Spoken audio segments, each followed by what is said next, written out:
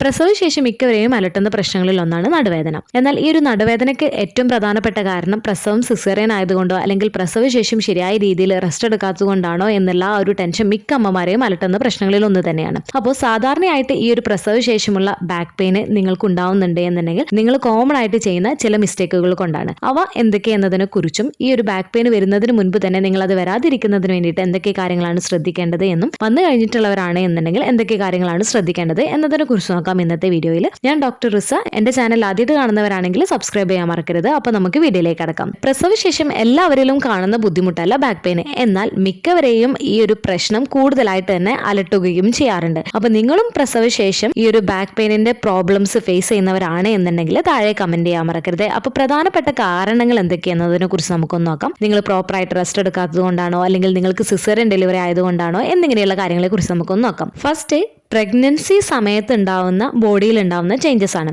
Pregnancy കാലയളവിൽ നിങ്ങളുടെ ശരീരം ഓരോ കോശങ്ങൾക്കും പലതരത്തിലുള്ള ചേഞ്ചസ് ഉണ്ടാവുന്നുണ്ട്. ഇതിന്റെ ഭാഗമായിട്ട് നിങ്ങളുടെ കുഞ്ഞ് വളരുന്നതിനനുസരിച്ചിട്ട് വയറിലെ പേശികളെ വലിച്ചു നീട്ടുകയും ശരീരത്തിന്റെ ഗുരുത്വാകർഷണ കേന്ദ്രം മാറ്റുകയും പിന്നിൽ അധിക ആയാസം നൽകുകയും ചെയ്യുന്നതാണ്.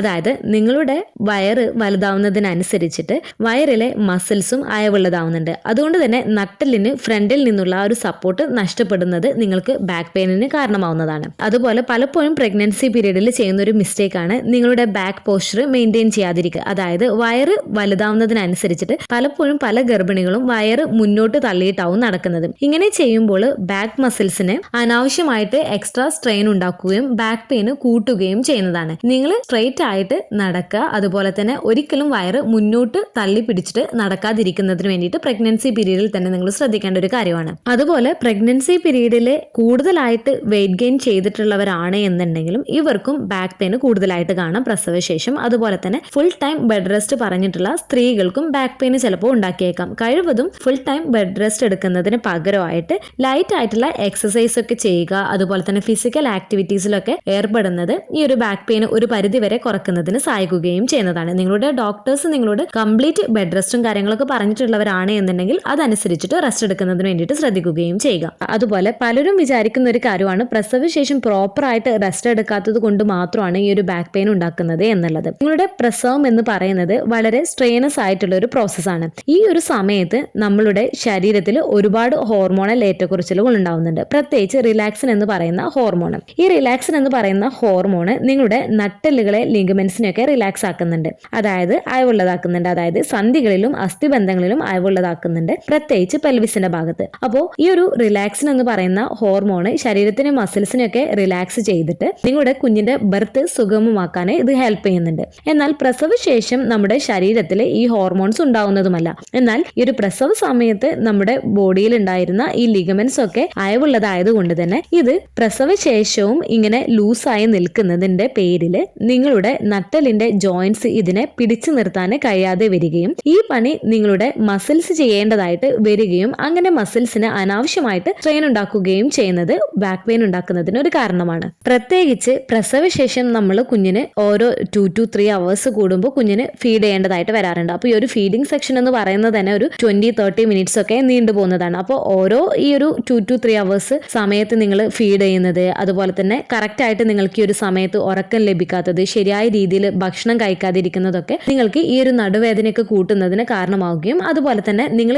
ഏറ്റവും പ്രധാനമായിട്ടും ചെയ്യുന്ന ഒരു മിസ്റ്റേക്കാണ് നിങ്ങൾ കുഞ്ഞിന് ഫീഡ് ചെയ്യുന്ന സമയത്ത് നിങ്ങൾ കറക്റ്റ് ആയിട്ടുള്ള രീതിയിലല്ല ഇരിക്കുന്നത് എന്നുണ്ടെങ്കിൽ ഇത് ബാക്ക് പെയിൻ, ഷോൾഡർ പെയിൻ ഒക്കെ കൂടുതലായിട്ട് നിങ്ങളിൽ ഉണ്ടാക്കുന്നതിന് കാരണമാവുന്നതാണ്. മിക്കവരും ചെയ്യുന്ന ഒരു തെറ്റാണ് നിങ്ങൾ കുഞ്ഞിന് ഫീഡ് ചെയ്യുന്ന സമയത്ത് മുന്നിലോട്ട് കുനിഞ്ഞിട്ട് നിങ്ങൾ കുഞ്ഞിന് ഫീഡ് ചെയ്യുന്നത്. അപ്പോൾ നമ്മുടെ കയ്യിനൊക്കെ ഒരു റെസ്റ്റ് കൊടുക്കുന്നതിന് വേണ്ടിയിട്ടായിരിക്കും പലപ്പോഴും നമ്മൾ മുന്നിലേക്ക് കുനിഞ്ഞിട്ട് നമ്മൾ കുഞ്ഞിന് ഫീഡ് ചെയ്യുന്നത്. അപ്പോൾ ഒരിക്കലും നമ്മൾ ഇങ്ങനെ ചെയ്യാൻ പാടുള്ളതല്ല. നമ്മൾ പ്രോപ്പർ ആയിട്ട് നമ്മൾ ഇരുന്നിട്ട് വേണം നമ്മൾ കുഞ്ഞിന് ഫീഡ് ചെയ്യുന്നതിന് വേണ്ടിയിട്ട്. അപ്പോൾ നിങ്ങൾ ഈ ഒരു പ്രോപ്പർ ആയിട്ടുള്ള പൊസിഷനിലാണ് ഇരിക്കുന്നത് എന്നുണ്ടെങ്കിൽ പ്രസവശേഷമുള്ള ബാക്ക് പെയിൻ ഒക്കെ വരുന്നത് ഒരു പരിധി വരെ ഈ ഒരു കാരണം കൊണ്ടാണ് എന്നുണ്ടെങ്കിൽ നമുക്ക് തടയാൻ സാധിക്കുന്നതാണ്. അതുപോലെ മറ്റൊരു കോമൺ ആയിട്ട് ചെയ്യുന്ന ഒരു മിസ്റ്റേക്ക് ആണ് നിങ്ങളുടെ കുഞ്ഞിനെ ബെഡിൽ നിന്ന് എടുക്കുന്ന സമയത്ത് അല്ലെങ്കിൽ നിങ്ങളുടെ കുഞ്ഞിനെ നിങ്ങൾ തറയിൽ നിന്ന് എടുക്കുന്ന സമയത്ത് അല്ലെങ്കിൽ ഒരു ഹൈറ്റ് കുറഞ്ഞ സ്ഥലത്ത് നിന്നും നിങ്ങളുടെ കുഞ്ഞിനെ എടുക്കുന്ന സമയത്ത് നിങ്ങൾ നിങ്ങളുടെ ബാക്ക് വളച്ചിട്ട് നിങ്ങളുടെ കുഞ്ഞിനെ എടുക്കുന്നത് നിങ്ങൾക്ക് ബാക്ക് പെയിൻ ഉണ്ടാക്കുന്നതിന് മറ്റൊരു കാരണമാണ്. ഇനി സിസേറിയൻ ഡെലിവറി ആയതുകൊണ്ടാണ് നടുവേദന ഉണ്ടാക്കുന്നത് എന്നുള്ളത് പലപ്പോഴും പലരും പറയുന്ന ഒരു കാര്യമാണ്. സിസേറിയൻ സമയത്ത് നൽകിയിട്ടുള്ള സ്പൈനൽ അനസ്തേഷ്യ, അതായത് നട്ടലിന് വെച്ചിട്ടുള്ള ഇഞ്ചക്ഷൻ കാരണമാണ് ബാക്ക് പെയിൻ ഉണ്ടാവുന്നത് എന്ന് തെറ്റിദ്ധരിക്കുന്നവരാണ് എന്നുണ്ടെങ്കിൽ ഈ പറഞ്ഞ കാരണങ്ങൾ കൊണ്ടൊക്കെ നിങ്ങൾക്ക് ബാക്ക് പെയിൻ ഉണ്ടാക്കുന്നതാണ്. എന്നാൽ സിസേറിയൻ ഡെലിവറി ആയതുകൊണ്ട് മാത്രം നിങ്ങൾക്ക് ബാക്ക് പെയിൻ ഉണ്ടാക്കുന്നതല്ല, നോർമൽ ഡെലിവറി ആയിട്ടുള്ളവർക്കും ബാക്ക് പെയിൻ ഉണ്ടാക്കുന്നതാണ്. അപ്പോൾ ഈ ഒരു സ്പൈനൽ അനസ്തേഷ്യ കൊടുക്കുന്നത് കൊണ്ടല്ല നിങ്ങൾക്ക് ഈ ഒരു ബാക്ക് പെയിൻ പ്രസവശേഷം ഉണ്ടാക്കുന്നത്. കാരണം ഈ ഒരു സ്പൈനൽ അനസ്തേഷ്യ എന്ന് പറയുന്നത് സിസേറിയൻ ഡെലിവറിക്ക് മാത്രമല്ല നൽകുന്നത്, മറ്റു പല സർജറികൾക്കും ഈ ഒരു സ്പൈനൽ അനസ്തേഷ്യ നൽകാറുണ്ട്. എന്നാൽ അവർക്കൊന്നും തന്നെ ഈ ഒരു ബാക്ക് പെയിൻ ഉണ്ടാക്കുകയും ചെയ്യുന്നതല്ല. കാരണം ഈ ഒരു പ്രസവ സമയത്ത് നോർമൽ ഡെലിവറി ആണെങ്കിലും സിസേറിയൻ ഡെലിവറി ആണെന്നുണ്ടെങ്കിലും നിങ്ങളുടെ ശരീരം ഒരുപാട് വ്യത്യാസങ്ങൾ വരുന്നുണ്ട്. പ്രഗ്നൻസി പീരീഡിൽ നിങ്ങളുടെ വയറ് വലുതാവും തോറും വയറിലെ muscles, back muscles, ligaments, joints എല്ലാം തന്നെ സ്ട്രെച്ച് ആവുന്നുണ്ട്. ഇതെല്ലാം തന്നെ ഡെലിവറി കഴിഞ്ഞ് എക്സസൈസ് ഒക്കെ ചെയ്ത് നോർമൽ ആക്കി എടുക്കുന്നത് വളരെ ചുരുക്കം സ്ത്രീകൾ മാത്രമായിരിക്കും. അപ്പൊ ഡെലിവറി കഴിഞ്ഞ് നിങ്ങളുടെ ഒരു വയറിലെ മസിൽസ് ഒക്കെ ഇങ്ങനെ റിലാക്സ്ഡ് ആയിട്ടാണ് ഇരിക്കുന്നത് എന്നൊക്കെ ഉണ്ടെങ്കിൽ ഇത് കോമ്പൻസേറ്റ് ചെയ്യാൻ വേണ്ടിയിട്ട് നമ്മൾ വീണ്ടും ബാക്ക് വളക്കും. അപ്പൊ എന്താ സംഭവിക്കുന്നത്? ബാക്കിലെ മസിൽസിന് സ്ട്രെയിൻ ഉണ്ടാക്കും. ഇത് ബാക്ക് പെയിൻ ഉണ്ടാക്കുന്നതിന് ഒരു കാരണമാവുകയും ചെയ്യുന്നതാണ്. അല്ലാണ്ട് നിങ്ങൾ സിസേറിയൻ ഡെലിവറി ചെയ്തത് കൊണ്ട് മാത്രം നിങ്ങൾക്ക് ബാക്ക് പെയിൻ ഉണ്ടാക്കുന്നതല്ല. എന്നാൽ സിസേറിയൻ ഡെലിവറി സമയത്ത് നിങ്ങളുടെ വയറിന് ചുറ്റുമുള്ള പേശികളും ടിഷ്യൂകളും കട്ട് ചെയ്യുന്നുണ്ട്. ഇതൊരു പ്രധാനപ്പെട്ട മേജർ ആയിട്ടുള്ള ഒരു സർജറിയാണ്. ഇത് ചിലരിൽ നടുവേദനയ്ക്ക് കാരണമായേക്കാം. കാരണം ഈ ഒരു മുറിവിലേക്ക് സ്ട്രെയിൻ വരാതിരിക്കുന്നതിന് വേണ്ടിയിട്ട്, അല്ലെങ്കിൽ നമുക്ക് ഈ ഒരു മുറിവൊക്കെ വയറിൽ ഉണ്ടാവുന്ന സമയത്ത് നമ്മൾ നടക്കുന്നതാണെങ്കിലും ഇരിക്കുന്നതാണെങ്കിലും ചിലപ്പോൾ നമ്മൾ കൂടുതലായിട്ട് ബാക്കിലേക്ക് കൂടുതൽ സ്ട്രെയിൻ കൊടുക്കുന്ന രീതിയിലായിരിക്കും ചെയ്യുന്നത്. അപ്പോൾ ഈ ഒരു പോസ്ചറിൽ ഉണ്ടാവുന്ന പ്രശ്നങ്ങൾ പലപ്പോഴും പ്രസവശേഷം സിസേറിയൻ ഡെലിവറി കഴിഞ്ഞിട്ടുള്ളവർക്ക് ചിലപ്പോൾ ബാക്ക് പെയിൻ ഉണ്ടാക്കുന്നതിന് കാരണമായേക്കാം. അതുപോലെ ഗർഭാവസ്ഥയിലും മുലയൂട്ടുന്ന അമ്മമാരുടെ ഇടുപ്പിന്റെയും നട്ടെല്ലിന്റെയും ബോൺ മിനറൽ ഡെൻസിറ്റി കുറയുന്നതും നടുവേദനയ്ക്ക് കാരണമാവുന്നതാണ്. അപ്പോൾ കാൽഷ്യത്തിന്റെ കുറവൊക്കെ ഉണ്ടെങ്കിൽ, വൈറ്റമിൻ ഡിയുടെ കുറവൊക്കെ നിങ്ങളുടെ ശരീരത്തിലുണ്ട് എന്നുണ്ടെങ്കിൽ ഈ ഒരു ബാക്ക് പെയിൻ നിങ്ങളിൽ പ്രസവശേഷം കൂടുതലായിട്ട് കാണുന്നതിന് കാരണമാവുന്നതാണ്. അപ്പോൾ പ്രസവശേഷം നിങ്ങൾ ശരിയായ രീതിയിൽ റെസ്റ്റ് എടുക്കാത്തതോ അല്ലെങ്കിൽ നിങ്ങൾക്ക് സിസേറിയൻ ഡെലിവറി ആയതുകൊണ്ടോ മാത്രമല്ല നിങ്ങൾക്ക് പ്രസവശേഷം നിങ്ങളിൽ കൂടുതലായിട്ട് നടുവേദന അനുഭവപ്പെടുന്നത്. പ്രധാനമായിട്ടും പ്രഗ്നൻസി സമയത്ത് ഉണ്ടാകുന്ന ബോഡി ചേഞ്ചസ് കാരണവും ഡെലിവറി സ്ട്രെയിന്, ആഫ്റ്റർ ഡെലിവറി പോസ്ചറിന്റെ ഇഷ്യൂസിൽ ഉണ്ടാവുന്ന പ്രശ്നങ്ങളും, അതുപോലെ തന്നെ ശരിയായ രീതിയിൽ റെസ്റ്റ് എടുക്കാത്തത്, അതായത് ഒട്ടും തന്നെ റെസ്റ്റ് എടുക്കാതിരിക്കുന്നതും, വൈറ്റമിൻ ഡി, കാൽഷ്യത്തിന്റെ കുറവൊക്കെ ഉണ്ട് എന്നുണ്ടെങ്കിലും മസിൽസ് ഒക്കെ വീക്ക് ആയതുകൊണ്ടൊക്കെയാണ് നിങ്ങൾക്ക് ഈ ഒരു പ്രസവശേഷവും നിങ്ങളിൽ ബാക്ക് പെയിൻ ഉണ്ടാക്കുന്നത്. ഇനി ഈ ഒരു പ്രസവശേഷം നിങ്ങൾക്ക് ഈ ഒരു നടുവേദന വരാതിരിക്കുന്നതിന് വേണ്ടിയിട്ട് നിങ്ങൾ എന്തൊക്കെയാണ് ശ്രദ്ധിക്കേണ്ടത് എന്നതിനെ കുറിച്ച് നോക്കാം.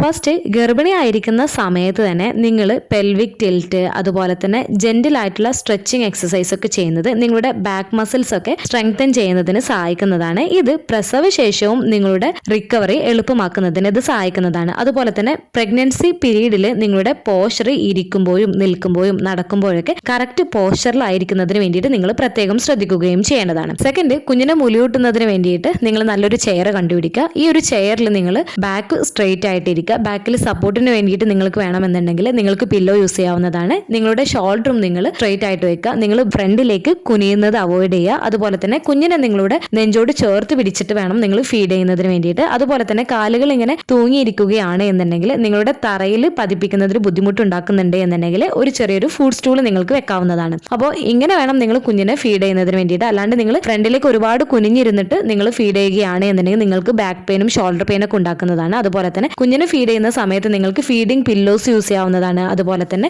പില്ലോയും യൂസ് ചെയ്യാവുന്നതാണ്. പില്ലോ യൂസ് ചെയ്യുന്നത് നിങ്ങളുടെ കൈകൾക്ക് ഒരു റെസ്റ്റ് കൊടുക്കുന്നതിനും ഇത് സഹായിക്കുന്നതാണ്. തേർഡ്, നിങ്ങളുടെ കുഞ്ഞിനെ ബെഡിൽ നിന്ന് എടുക്കുന്ന സമയത്ത് അല്ലെങ്കിൽ ഹൈറ്റ് കുറഞ്ഞ സ്ഥലത്ത് നിന്ന് എടുക്കുമ്പോൾ അല്ലെങ്കിൽ തറയിൽ നിന്നൊക്കെ എടുക്കുന്ന സമയത്ത് നിങ്ങൾ ഊര വളച്ചിട്ട് കുഞ്ഞിനെ എടുക്കുന്നതിന് പകരമായിട്ട് നിങ്ങളുടെ കാലുമുട്ടകൾ രണ്ടും വളച്ചിട്ട് നിങ്ങൾ എടുക്കുന്നതിന് വേണ്ടിയിട്ട് ശ്രദ്ധിക്കാം. അപ്പോൾ നിങ്ങൾ തറയിൽ നിന്നൊക്കെ എടുക്കുന്ന സമയത്ത് നിങ്ങൾ പതിയെ ഇരുന്ന് കാൽമുട്ടകൾ ബെൻഡ് ചെയ്ത് സ്ക്വാറ്റിംഗ് രീതിയിൽ ഇരുന്നിട്ട് നിങ്ങളുടെ കുഞ്ഞിനെ പൊക്കുന്നതിന് വേണ്ടിയിട്ട് ശ്രദ്ധിക്കുക. സിസേറിയൻ ഡെലിവറി ഒക്കെ കഴിഞ്ഞിട്ടുള്ളവരാണ് എന്നുണ്ടെങ്കിൽ മുറിവിലേക്ക് കൂടുതൽ സ്ട്രെയിൻ വരുന്ന രീതിയിൽ കുഞ്ഞിനെ എടുക്കാതിരിക്കുന്നതിന് വേണ്ടിയിട്ട് ശ്രദ്ധിക്കുക. അതുപോലെ തന്നെ ബെഡിൽ നിന്ന് കുഞ്ഞിനെ എടുക്കുന്ന സമയത്ത് നിങ്ങൾ ബെഡിന്റെ സൈഡിൽ ഇരുന്നതിന് ശേഷം കുഞ്ഞിനെ എടുത്തിട്ട് മടിയിൽ വെച്ചതിന് ശേഷം കുഞ്ഞിനെ പൊക്കുന്നതിന് വേണ്ടിയിട്ട് ശ്രദ്ധിക്കാം. ഫോർത്ത്, ഒരേ പൊസിഷനിൽ ഒരുപാട് സമയം കിടക്കുന്നതും ഇരിക്കുന്നതും നിൽക്കുന്നതും അവോയ്ഡ് ചെയ്യുന്നതിന് വേണ്ടിയിട്ട് ശ്രദ്ധിക്കുക. ആവശ്യത്തിന് റെസ്റ്റ് എടുക്കുന്നതിന് വേണ്ടിയിട്ട് ശ്രദ്ധിക്കുക. കംപ്ലീറ്റ് ബെഡ് റെസ്റ്റ് എന്നുള്ളതല്ല. സിസേറിയൻ ഡെലിവറി ആണ് എന്നുണ്ടെങ്കിലും നോർമൽ ഡെലിവറി ആണ് എന്നുണ്ടെങ്കിലും നിങ്ങളുടെ ശരീരം സുഖം പ്രാപിക്കുന്നതിന് വേണ്ടിയിട്ട് നിങ്ങൾ ആവശ്യത്തിന് റെസ്റ്റ് എടുക്കേണ്ടതാണ്. അപ്പോൾ നിങ്ങൾക്ക് കഴിയുന്ന സമയത്തൊക്കെ നിങ്ങൾ റെസ്റ്റ് എടുക്കുക. കുഞ്ഞുറങ്ങുന്ന സമയത്ത് നിങ്ങളും റെസ്റ്റ് എടുക്കുന്നതിന് വേണ്ടിയിട്ട് ശ്രദ്ധിക്കുക. റെസ്റ്റ് ഇല്ല എന്നുണ്ടെങ്കിൽ നിങ്ങളുടെ മസിൽസിനൊക്കെ കൂടുതൽ വീക്ക് ആവുന്നതിനും മസിൽസിന് കൂടുതൽ സ്ട്രെയിൻ ഉണ്ടാക്കുന്നതിനൊക്കെ കാരണമാവുന്നതാണ്. ഇത് നിങ്ങൾക്ക് ബാക്ക് പെയിനും ഷോൾഡർ പെയിനും ഒക്കെ ഉണ്ടാക്കുന്നതിന് കാരണമാവുകയും ചെയ്യുന്നതാണ്. അതുപോലെ കിടക്കുന്ന സമയത്ത് നിങ്ങൾക്ക് രണ്ട് കാലുകളുടെ ഇടയിലായിട്ട് സൈഡിലേക്കൊക്കെ ചെരിഞ്ഞ് കിടക്കുമ്പോൾ രണ്ട് കാലുകളുടെ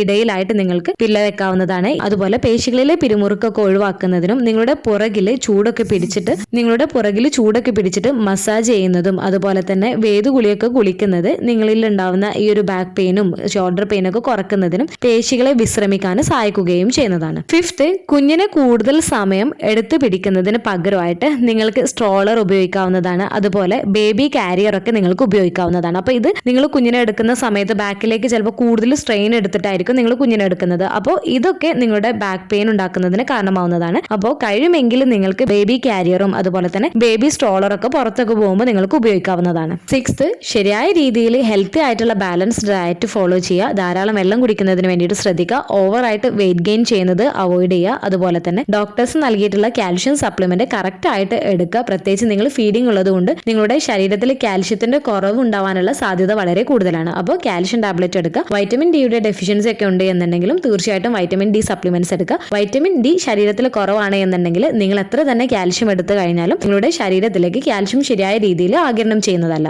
അതുപോലെ ഫുൾ ടൈം ബെഡിൽ കിടക്കുന്നതിന് പകരമായിട്ട് കുറച്ച് സമയമൊക്കെ എണീറ്റ് നടക്കുന്നതിന് വേണ്ടിയിട്ടൊക്കെ ശ്രദ്ധിക്കുക. ബ്രീത്തിങ് എക്സസൈസ് ഒക്കെ ചെയ്യുന്നതിന് വേണ്ടിയിട്ട് ശ്രദ്ധിക്കുക. ലോ ഇമ്പാക്ട് എക്സസൈസ് വെച്ച് സ്റ്റാർട്ട് ചെയ്യുന്നതിന് വേണ്ടിയിട്ട് ശ്രദ്ധിക്കുക. നിങ്ങളുടെ ഡോക്ടേഴ്സിനോട് ചോദിച്ചതിന് ശേഷം ഏകദേശം ഒരു 4 to 6 വീക്സ് ഒക്കെ കഴിഞ്ഞതിന് ശേഷം നിങ്ങൾക്ക് ചെറിയ രീതിയിലുള്ള എക്സസൈസ് ഒക്കെ സ്റ്റാർട്ട് ചെയ്ത് പതിയെ നിങ്ങൾക്ക് ഗ്രാജുവലി ഇത് ബിൽഡപ്പ് ചെയ്ത് കൊണ്ടുവരികയാണ് എന്നുണ്ടെങ്കിൽ നിങ്ങളുടെ മസിൽസ് ഒക്കെ ഒന്ന് സ്ട്രെങ്തൻ ചെയ്യുന്നതിനും ബാക്ക് പെയിൻ ഒക്കെ കുറക്കുന്നതിനൊക്കെ സഹായിക്കുകയും ചെയ്യുന്നതാണ്. അപ്പോൾ പ്രസവശേഷം ഈ കാര്യങ്ങളൊക്കെ നിങ്ങൾ കറക്റ്റ് ആയിട്ട് ഫോളോ ചെയ്യുകയാണ് എന്നുണ്ടെങ്കിൽ നിങ്ങൾക്ക് നടുവേദന വരുന്നത് തടയാൻ സഹായിക്കുന്നതാണ്. ഇനി നടുവേദന വന്നിട്ടുള്ളവരാണ് എന്നുണ്ടെങ്കിൽ ഈ കാര്യങ്ങളൊക്കെ ശ്രദ്ധിക്കുകയാണ് എന്നുണ്ടെങ്കിൽ നടുവേദന കുറക്കുന്നതിന് സഹായിക്കുകയും ചെയ്യുന്നതാണ്. നിങ്ങൾ കംപ്ലീറ്റ് ആയിട്ട് ബെഡ് റെസ്റ്റ് എടുക്കാൻ പറ്റാത്തതുകൊണ്ടോ അല്ലെങ്കിൽ വേദുകുളി കുളിക്കാത്തതുകൊണ്ടോ അല്ലെങ്കിൽ ഓയിൽ മസാജ് ചെയ്യാൻ പറ്റാത്തതുകൊണ്ടോ അല്ല നിങ്ങൾക്ക് ഈ ഒരു നടുവേദന ഉണ്ടാക്കുന്നത്. മുൻപ് പറഞ്ഞ മറ്റു പല കാരണങ്ങൾ കൊണ്ടാണ് നടുവേദന ഉണ്ടാവാനുള്ള സാധ്യത കൂടുതൽ. അപ്പം നമ്മൾ നല്ല രീതിയിൽ ഭക്ഷണം ശ്രദ്ധിക്കുന്നുണ്ട്. അതുപോലെ തന്നെ നിങ്ങൾ ഫീഡ് ചെയ്യുന്ന സമയത്ത് കറക്റ്റ് പോസ്ചറിൽ ഇരുന്നിട്ടാണ് ഫീഡ് ചെയ്യുന്നത്. കുഞ്ഞിനെ എടുക്കുന്ന സമയത്ത് നിങ്ങൾ കൂടുതൽ ബാക്കിലേക്ക് സ്ട്രെയിൻ കൊടുക്കാത്ത രീതിയിലാണ് കുഞ്ഞിനെ എടുക്കുന്നത് എന്നുണ്ടെങ്കിൽ നിങ്ങൾ കാൽഷ്യവും വൈറ്റമിൻ ഡി സപ്ലിമെന്റ്സ് ഒക്കെ കറക്റ്റ് ആയിട്ട് എടുക്കുന്നൊക്കെ ഉണ്ട് എന്നുണ്ടെങ്കിലും പ്രോപ്പർ ആയിട്ടുള്ള രീതിയിൽ നിങ്ങൾ റെസ്റ്റ് ഒക്കെ എടുക്കുന്നുണ്ട് എന്നുണ്ടെങ്കിൽ തീർച്ചയായിട്ടും നിങ്ങൾക്ക് പ്രസവശേഷം നിങ്ങൾക്ക് നടുവേദന ഉണ്ടാവുന്നതിന് കാരണമാവുന്നതല്ല. ഇനി എപ്പോഴാണ് ഒരു ഡോക്ടറെ കാണിക്കേണ്ടത് എന്നതിനെ കുറിച്ച് നോക്കാം. നിങ്ങൾക്ക് നടുവേദന കഠിനമാവുന്നുണ്ട് എന്നുണ്ടെങ്കിൽ ഏതാനും ആഴ്ചകൾക്ക് ശേഷം ഈ ഒരു വേദന മെച്ചപ്പെടുന്നില്ല, അതുപോലെ തന്നെ നിങ്ങൾക്ക് മരവിപ്പ്, മൂർച്ചയുള്ള വേദന, നിങ്ങൾക്ക് ഒരു കാലിലേക്ക് ഒരു വേദന റേഡിയേറ്റ് ചെയ്യുന്നുണ്ട് എന്നൊക്കെ ഉണ്ടെങ്കിൽ തീർച്ചയായിട്ടും നിങ്ങൾ ഡോക്ടറെ കാണിക്കുന്നതിന് വേണ്ടിയിട്ട് ശ്രദ്ധിക്കുക. അതുപോലെ നടുവേദനയ്ക്ക് വേണ്ടിയിട്ട് നിങ്ങൾ പെയിൻ കില്ലേഴ്സ് ഒക്കെ കഴിക്കുമ്പോൾ ഡോക്ടേഴ്സിന്റെ നിർദ്ദേശപ്രകാരം അല്ലാണ്ട് പെയിൻ കില്ലേഴ്സ് കഴിക്കാതിരിക്കുന്നതിന് വേണ്ടിയിട്ട് ശ്രദ്ധിക്കുക. ചില മരുന്നുകൾ ഫീഡിംഗ് ഉള്ള സമയത്ത് കഴിക്കാൻ പാടില്ലാത്തതായിരിക്കാം. അപ്പോൾ ഡോക്ടറുടെ നിർദ്ദേശപ്രകാരം നിങ്ങൾക്ക് ഈ ഒരു മെഡിസിൻസ് ഒക്കെ എടുക്കുകയും ചെയ്യാവുന്നതാണ്. അപ്പോൾ ഈ ഒരു വീഡിയോ നിങ്ങൾക്ക് യൂസ്ഫുൾ ആയിട്ട് തോന്നിയിട്ടുണ്ടെങ്കിൽ ലൈക്ക് ചെയ്യാനും സബ്സ്ക്രൈബ് ചെയ്യാനും മറക്കരുത്. എന്തെങ്കിലും ഡൗട്ടുകൾ ഉണ്ടെങ്കിൽ കമന്റ് ആയിട്ട് ചോദിക്കാവുന്നതാണ്. അടുത്തൊരു വീഡിയോയിൽ കാണുന്നത് വരെ ബൈ.